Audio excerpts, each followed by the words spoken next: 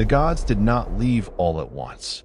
There was no moment when the sky emptied, or the world felt suddenly abandoned. What remained first was silence, a different kind of silence than humanity had known before. Not the calm stillness of guidance, not the watchful quiet of presence.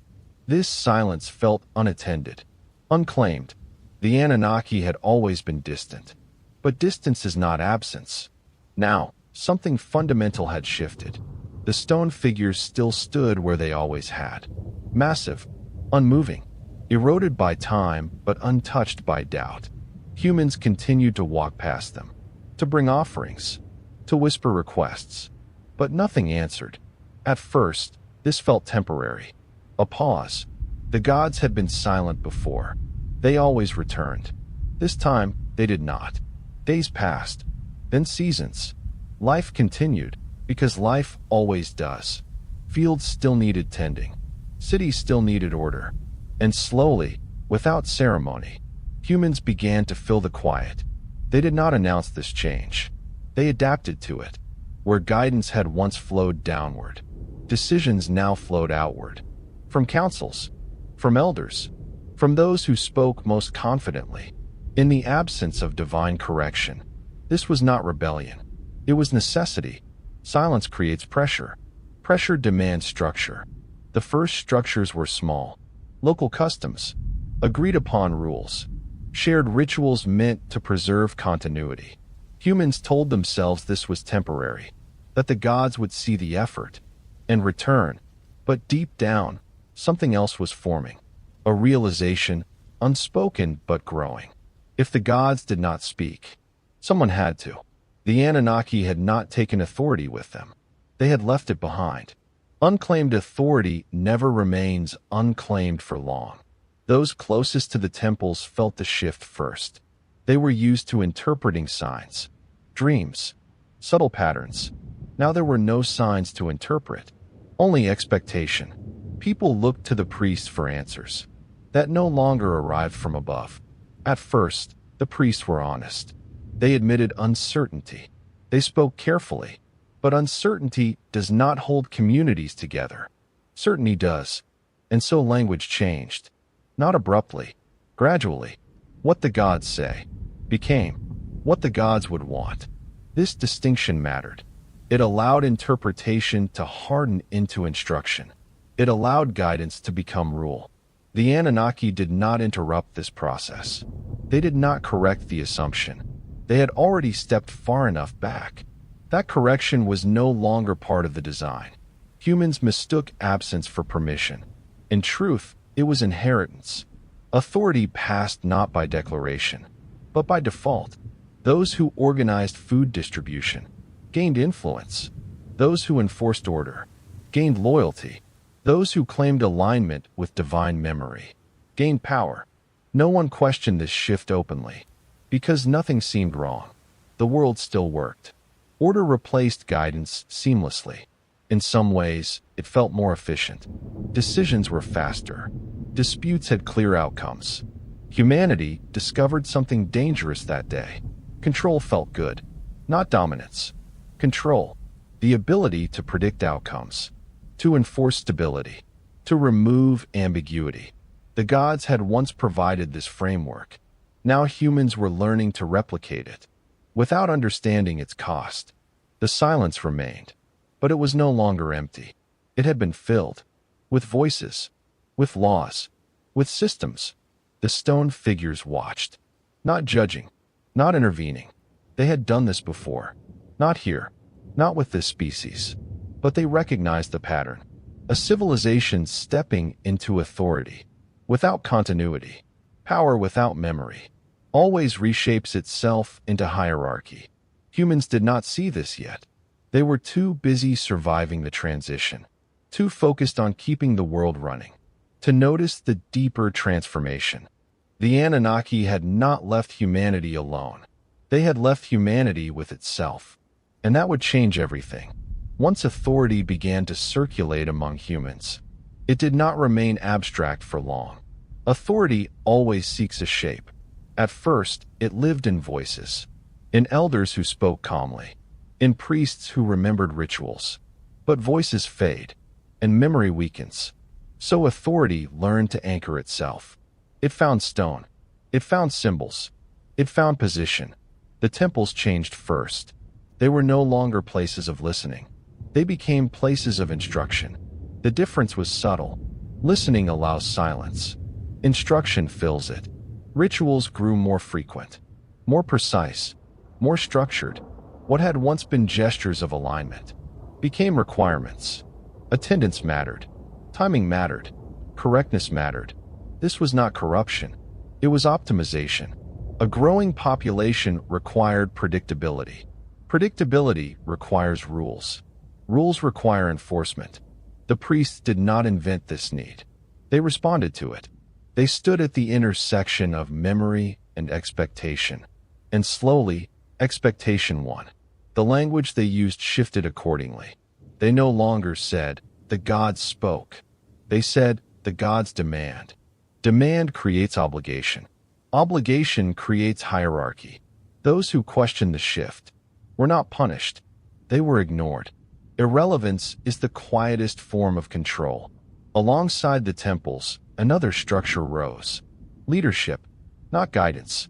Leadership, those who organized labor, who protected resources, who resolved conflict, became indispensable.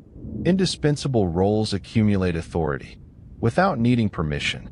The absence of divine oversight made this accumulation faster. There was no higher reference point anymore, only outcomes. If the harvest succeeded, the decision was right. If the city stood, the rule was justified. Effectiveness replaced alignment. Kings emerged not as conquerors, but as coordinators. They promised stability, security, continuity, and they delivered. People did not resist this. They welcomed it. Life without guidance is exhausting. Choice becomes burden. Hierarchy removes uncertainty. The gods had once absorbed that burden. Now humans absorbed it for each other. The cost was subtle. Authority was no longer something external and unquestionable. It became negotiable, transferable, defendable. Kings ruled not because they were divine, but because they controlled systems. Food, labor, protection. The temples adapted quickly. They aligned themselves with leadership, not out of submission, out of mutual necessity. Kings needed legitimacy. Priests needed enforcement. Together, they formed a closed loop. Law was framed as sacred. Sacred order was protected by law. The Anunnaki did not intervene. They watched the architecture assemble itself. It was efficient, too efficient. Human authority lacked the restraint that continuity provides. Divine guidance, for all its distance, had carried a long view. Human leadership carried urgency. Short cycles, immediate outcomes. Decisions were made for the present moment, rarely for generations ahead. This compressed perspective changed everything. Cities expanded aggressively. Borders hardened. Resources were claimed rather than shared. Conflict, once ritualized, became strategic. The gods had never demanded expansion. Humans did. Expansion creates purpose. Purpose masks loss. As kingdoms grew, so did narratives. Stories were refined to justify structure. Myths shifted tone. The gods were no longer teachers. They became enforcers, judges, symbols of punishment and reward. This transformation served authority well. Fear stabilizes faster than understanding. People obeyed not because they felt aligned, but because disobedience felt dangerous. This was new. The Anunnaki had never ruled through fear. Their presence had been enough. Human authority needed reinforcement. It found it in consequence. Laws became strict. Transgression became moral failure. And morality became centralized. What was right was what sustained the system. What was wrong was what threatened it. The distinction felt natural, necessary, but something essential had been lost. Authority without continuity cannot feel its own limits. It pushes until resistance appears. And when resistance appears, it responds with force. The Anunnaki observed the acceleration carefully. They had anticipated institutional growth. They had not intervened because intervention would have restored dependency. This phase required autonomy, even flawed autonomy. Humanity was learning to rule itself. That was always the next step. But the form this self-rule took was shaped by absence, by silence, by the lack of a reference beyond immediate survival. The temples grew taller. The palaces grew heavier. Symbols multiplied. Crowns, scepters, seals. Authority became visible, tangible, impressive. The stone figures of the Anunnaki remained unchanged, still towering, still silent. Their stillness now contrasted sharply with human ambition. Where the gods had embodied restraint, humans embodied momentum. The difference was not lost on those who still remembered. A few elders spoke quietly of imbalance. They noticed how quickly power consolidated, how easily fear replaced reverence. But their voices carried little weight. The system was working. Working systems do not pause for reflection. Humanity had taken control, not violently, not suddenly, but completely. And once control becomes normalized, it rarely feels like control at all. It feels like order. Authority, once established, rarely remains satisfied with stability. Stability invites comparison. Comparison invites ambition. Human leaders began to notice patterns the gods never needed to exploit. Fear was efficient. Scarcity was persuasive. Hope could be shaped. Where divine presence had once inspired quiet obedience, human authority discovered it could manufacture compliance. Rituals shifted again. They became less about alignment and more about reinforcement. Attendance was no longer a gesture of belonging. It became proof of loyalty. Absence carried consequence, not always punishment, sometimes exclusion. Exclusion works slowly, but it works deeply. Those who followed the rules felt protected. Those who questioned them felt exposed. The system learned. Authority learned. Kings began to speak less of stewardship and more of destiny.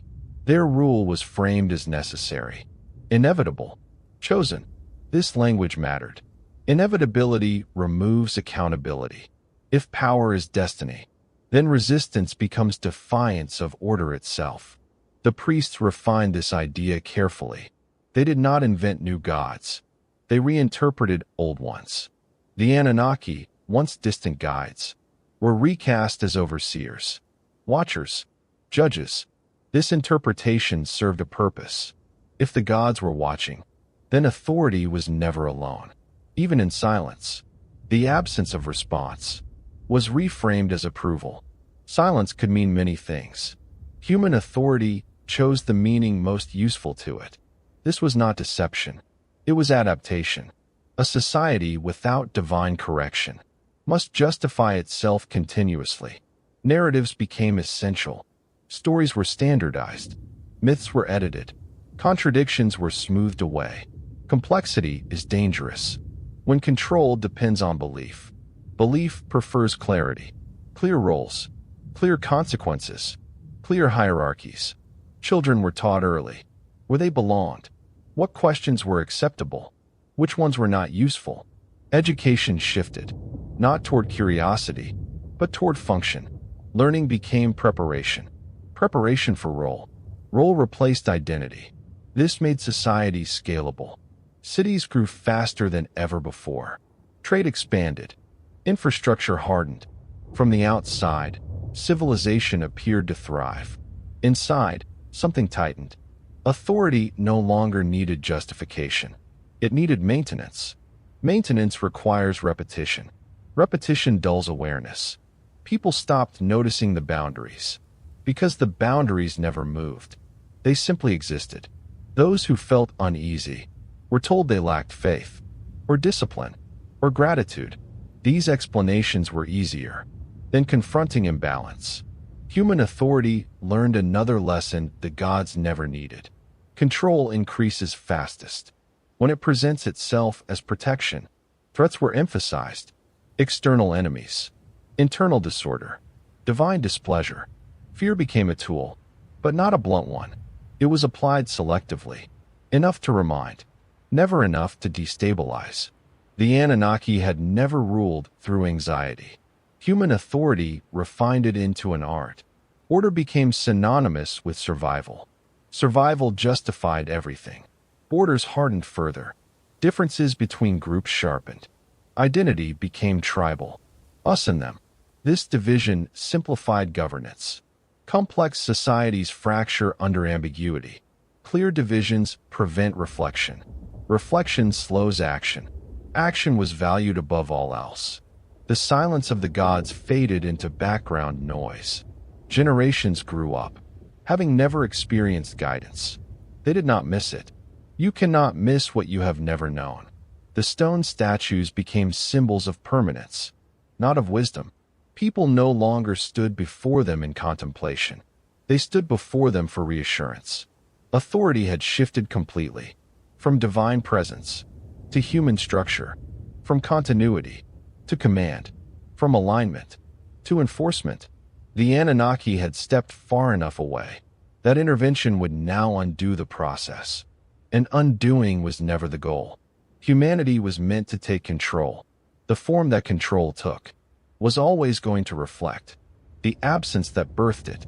Power without continuity always accelerates, always concentrates, always forgets restraint. The gods did not need to judge this outcome. They had seen it before, in other worlds, in other cycles. Human authority was now self-sustaining. It would grow until resistance emerged, and resistance would be managed. The system had learned how. This was no longer a transition. It was a new equilibrium. Humanity ruled itself, but it ruled from a narrowed perspective, and everything built from that perspective would carry the same limitation. Control changes the moment it realizes. There is no one watching above it. For a long time, human authority still behaved as if it were being observed, not by the people, by the gods. Even in silence, the idea of divine presence acted as a restraint. But silence, stretched long enough, loses its weight. Generations passed, who had never heard a god speak, and never expected one to. For them, silence was not absence. It was normal, and normality is the most powerful condition of all. Authority felt this shift instinctively. Rules became less cautious, punishments more precise. The language of law hardened. What was once explained began to be enforced. Human leaders no longer framed decisions as interpretations of divine will. They framed them as necessities, necessary for order, necessary for survival, necessary for continuity. Necessity excuses everything. This was when control crossed its final threshold. It no longer needed reference. It justified itself. Institutions learned to measure success, not by balance, but by compliance. A quiet city was a good city. An obedient population was a healthy one. Questions slowed productivity. Reflection delayed action. And action was now sacred. People felt the shift in small ways. Conversations became cautious. Words were chosen carefully, not because of fear of gods, but fear of consequence. This fear was different. Divine fear had once been distant and abstract. Human fear was immediate, personal, predictable. It taught quickly. Authority refined its systems. Records were kept more meticulously. Populations were counted. Resources were tracked. Knowledge was categorized. Anything that could not be categorized was treated with suspicion. Mystics still appeared. Dreamers. Those who spoke of deeper awareness. They were not silenced violently. That would draw attention. They were isolated, labeled impractical, unreliable, unproductive. Isolation dissolves influence without creating martyrs. The system learned efficiency. Education narrowed further. Children were trained to respond correctly, not to wonder deeply. Success was measured by alignment. Deviation became risk. Risk became unacceptable. This did not feel oppressive. It felt responsible. People told themselves this was the price of civilization. And civilization, by now, felt indispensable. The absence of the gods had been fully absorbed. Human authority no longer missed them.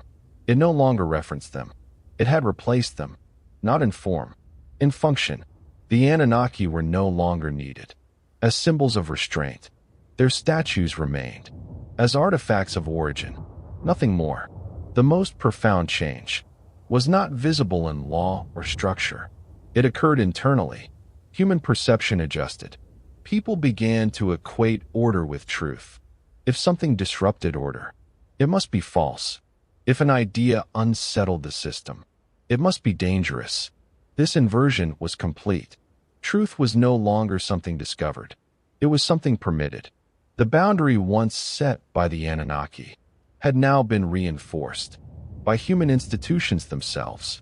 And institutions, unlike gods, do not step back. They expand. They consolidate. They protect themselves. Power concentrated naturally. Those closest to decision-making felt increasingly detached from consequence. Distance dulls empathy. Abstraction replaces experience. Human authority began to resemble the gods it once followed, but without memory, without continuity, without restraint. This made it unstable. Expansion accelerated. Territory mattered. Growth mattered. More became better by default. The long view disappeared completely. Decisions were made for quarters, for seasons, for reigns, not for generations, not for cycles. The Anunnaki had once governed with patience. Human authority governed with urgency. Urgency breeds escalation. Conflicts intensified. Borders hardened further. Differences were exaggerated. Division simplifies control. A divided population does not look upward. It looks sideways. The silence of the gods no longer felt strange. It felt irrelevant. Humanity no longer expected guidance. It expected management. And management was delivered. Efficiently. Relentlessly. The system now operated without witness. No higher standard. No external correction. Only internal logic. This was the danger the Anunnaki had anticipated. Not that humans would take control, but that control would forget why restraint mattered. Once this forgetting was complete, there was no simple way back. The gods could return and speak clearly. It would change nothing. Human authority would interpret their words, debate their relevance, measure their utility. Divine presence would become just another variable. This was the point of no return. Control without witness is absolute, and absolute control does not announce itself. It simply becomes reality. Control held. For a long time, it held well. Systems refined themselves. Rules aligned. Outcomes became predictable. From the outside, human civilization looked stable, strong, successful. But stability, when stretched too tightly, begins to resist itself. The first signs were small, almost unnoticeable. Rules multiplied, not because they were needed, but because they could. Every exception demanded clarification. Every clarification demanded enforcement. The system grew dense, heavy. Those who managed it felt the weight first. Administrators, judges, officials whose task was no longer guidance, but maintenance. Maintenance never ends. It only expands. Authority found itself trapped in the structure it had created. Decisions took longer. Processes slowed. Contradictions appeared between rules, written at different times for different needs. To resolve one problem often created two more. This did not weaken control. It strained it, and strain changes behavior. Human authority responded the only way it knew how, by tightening further. More oversight, more documentation, more layers of approval. Complexity was mistaken for security. The system began to feel distant, even to those inside it. People experienced this as fatigue, not rebellion. Exhaustion. Life felt managed rather than lived. Roles became cages. Responsibilities piled without meaning. Still, no one questioned the foundation. Because the foundation was invisible, only the surface showed cracks. Authority learned to conceal these cracks, not by fixing them, by narrating them. Problems were reframed as challenges. Strain became growth. Fatigue became duty. Language protected the structure.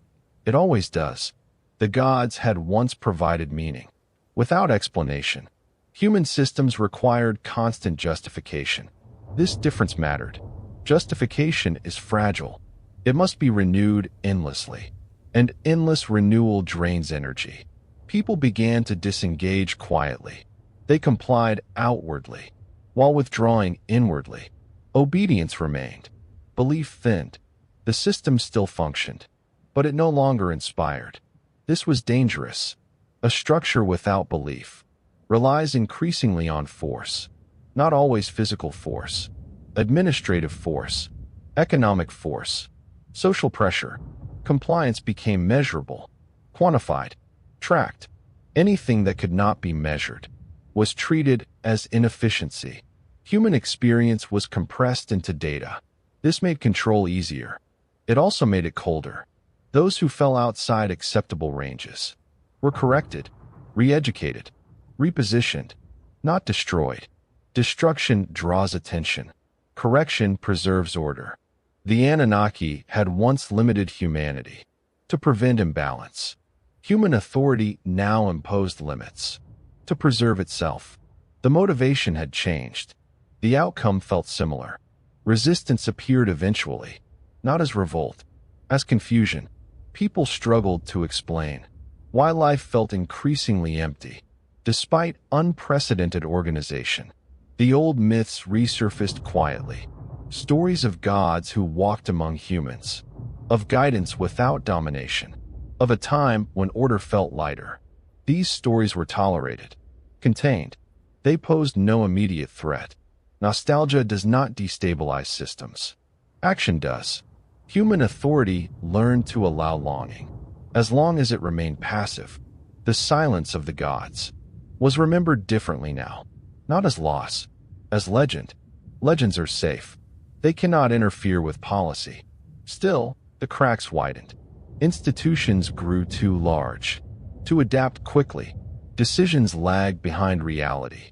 Local needs clashed with centralized rules. This created friction. Friction creates heat. Heat reveals weakness. Control responded by centralizing further. Distance increased. Those at the top felt insulated. Those below felt unheard. This gap widened steadily. Yet the system persisted. Because there was no alternative. The gods were gone. Humanity had taken control, without learning how to relinquish it. Relinquishment requires trust. Trust requires continuity. Continuity had been broken long ago. The Anunnaki observed this phase carefully. They had seen it before. Control, once internalized, always seeks permanence. But permanence in human systems is illusion. Everything human decays, without an external reference. Decay is misinterpreted as failure. Failure demands correction. Correction demands more control. The cycle fed itself. Human authority became reactive, short-sighted, defensive. It guarded its legitimacy fiercely, because legitimacy was all it had left. No divine mandate, no transcendent alignment, only precedent. And precedent erodes. The system grew older, heavier, more brittle. People adapted again. They learned to survive inside complexity, to navigate bureaucracy, to accept contradiction as normal. Adaptation masked deterioration. The surface remained intact, but beneath it, something fundamental was wearing thin. The Anunnaki had not intended this suffering. They had intended balance. But balance requires perspective. Perspective requires memory. Human authority had neither. It was ruling effectively and blindly. This was the cost of control without witness, not collapse. Endurance.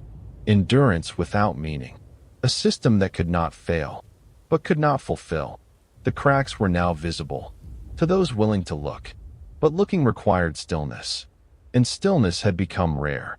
At some point, control no longer needed rules. It no longer needed temples, councils, or visible authority. It had already learned how to live inside the human mind. This was the most successful phase.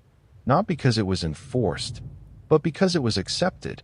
Human beings began to monitor themselves, not consciously at first. It started as caution, a hesitation before speaking, a pause before thinking too far. Questions were still formed, but they were softened before being fully felt. Edges were rounded. Curiosity learned where to stop. This did not feel like oppression. It felt like maturity, responsibility, self-discipline. The absence of the gods had left a vacuum. Human systems filled it externally first. Laws, institutions, hierarchies. But those systems were heavy, expensive, slow. Internal control was lighter, more elegant. Once people learned to regulate themselves, external force became optional. The Anunnaki had once shaped boundaries from above. Human authority now reinforced them from within. Fear changed shape. It was no longer fear of punishment.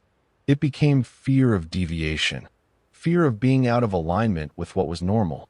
Normal became sacred, not because it was right, but because it was shared. Shared reality is difficult to challenge. To step outside it is to risk isolation. Isolation had always been more frightening than pain. People learned this early. Children absorbed it without instruction. They watched what was rewarded, what was ignored, what caused discomfort in others. They adjusted. By the time they could articulate their thoughts were already filtered. This was not deception. No one was lying. The system no longer needed lies. It ran on habit, on repetition, on inherited caution. The silence of the gods had become irrelevant. Humanity no longer waited for guidance. It waited for permission. Permission did not come from rulers alone. It came from peers, from culture, from expectation, from the quiet pressure to belong. Belonging became the highest value, higher than truth, higher than continuity, higher than depth. Those who sensed something missing often blamed themselves. They assumed the discomfort was personal failure, a lack of gratitude, a lack of discipline. They sought correction. They tried harder. They became more efficient versions of themselves. The system rewarded this. Efficiency was praised. Depth was optional. Silence, when it appeared, was filled immediately, with noise, with tasks, with distraction. Stillness had once been the space where memory flowed. Now stillness felt dangerous, unproductive, empty. Human beings learned to avoid it, not deliberately, instinctively. The internalization of control was complete. When people began to feel guilty for thoughts that went nowhere useful, thoughts without outcome, reflections without resolution, the Anunnaki had never demanded productivity. They had valued balance. Human authority valued output. And now, so did humans themselves. The mind became a workspace. Thought became labor. Rest required justification. Even sleep was measured, optimized, explained. The ancient world had known rest as alignment. The modern world knew it as recovery. Something had shifted fundamentally.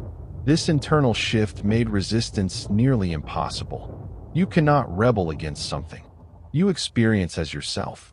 There were no guards to fight, no walls to break, only habits, only assumptions, only the quiet sense that this is simply how things are. Occasionally, something slipped through, a dream that felt older than language, a sudden emotional response to ruins, to symbols, to empty landscapes. These moments were unsettling. They did not fit. People rarely stayed with them. Staying would require stillness. Stillness required courage. Courage had no reward. So the moments passed. They were forgotten quickly, labeled imagination, coincidence, fatigue. The system continued. Smooth, self-correcting. Humanity had achieved what no god ever demanded. Total compliance. Without awareness of compulsion. The Anunnaki had once limited knowledge. To preserve balance. Human beings now limited themselves. To preserve comfort. Comfort replaced continuity. This was the final transformation. Control no longer needed justification. It no longer needed enforcement. It lived as instinct, as preference, as common sense. The idea that things could be otherwise felt abstract, unreal, even dangerous. People did not ask what had been lost. They asked what could be gained next. Progress became a direction, without a destination. Always forward, never inward, never backward, never deep. The memory of the gods faded completely, not as myth, as relevance. It did not matter whether they had existed. The structure they had left behind was functioning perfectly. Humanity was stable, organized, restless. The unease remained, but it was manageable, treated, distracted, given names that required no answers. This was the quiet victory of control, not domination, integration. The system no longer stood above humanity. It moved as humanity, thought by thought, choice by choice. And once control becomes indistinguishable from identity, it becomes eternal. The world did not collapse without the gods. That was the most surprising part. Nothing broke apart. Nothing burned. Nothing fell silent. The sun continued to rise. Seasons followed one another. Children were born into a world that felt complete. From the outside, the absence of the gods looked like success. Humanity had learned to sustain itself. That was the story it told. Cities expanded into landscapes once considered sacred. Stone replaced soil. Paths hardened into roads. Everywhere, movement increased. Speed became a virtue. Stillness became suspicious. The memory of divine presence faded not through denial, but through irrelevance. People stopped asking where guidance came from. Guidance was embedded now. In schedules, in institutions, in expectations. The gods had once shaped boundaries deliberately. Humanity inherited those boundaries and began to treat them as natural law. This was the final transformation. The Anunnaki no longer needed to be remembered. Their work had already been completed. Human systems matured into permanence. Governments changed names. Empires rose and fell. Ideologies replaced one another, but the structure beneath them remained consistent. Hierarchy, control, internal regulation, the same shape, endlessly refined. Human beings learned to explain everything, except their own restlessness. They called it ambition. They called it drive. They called it progress. But underneath those words lived a quiet dissatisfaction, not sharp enough to rebel, not deep enough to awaken, just enough to keep humanity moving. Moving prevents reflection. Reflection invites memory. Memory threatens structure. The world learned to keep itself busy. Even spirituality adapted. It no longer sought alignment. It offered comfort, relief, distraction from unease rather than understanding of it. This made belief safe. Safe beliefs do not change structures. They soothe individuals. The gods were no longer needed for belief. Humanity believed in systems now. In numbers. In metrics. In efficiency. What could not be measured felt unreal. What could not be optimized felt wasteful. The ancient sense of continuity, of belonging to a long, unbroken awareness, was replaced with momentum. Always forward. Always improving. Never arriving. This momentum carried humanity far. Technologies emerged that would have felt miraculous to earlier civilizations. Communication became instant. Knowledge became abundant. And yet, wisdom did not deepen. It flattened. Information multiplied faster than understanding. This was not accidental. Depth requires pause.